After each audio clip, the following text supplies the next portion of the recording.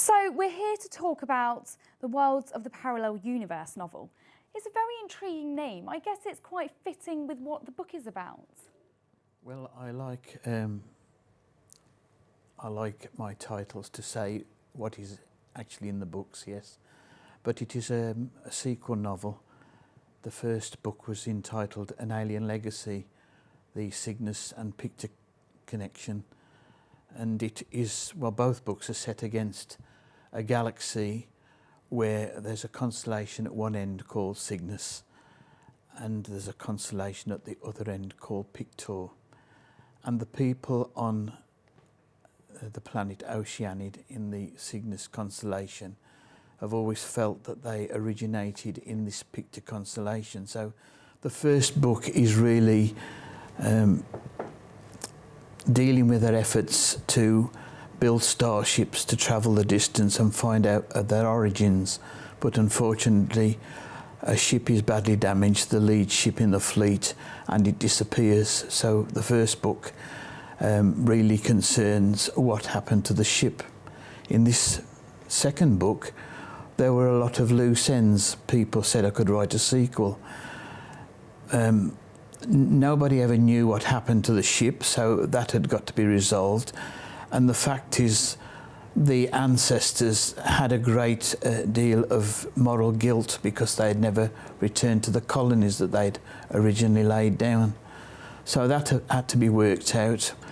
And this business about this lost starship finally resolved. There's a lot of issues that have gone on in between telling the story. They fall into this parallel universe and they need help to get back into their own universe. Now, I understand that we have a picture of the actual title, of the actual book, sorry. Yes, and I mean, it's incredible. It looks very futuristic, doesn't it? Well, this blue head on the front cover represents the Celestial Watcher.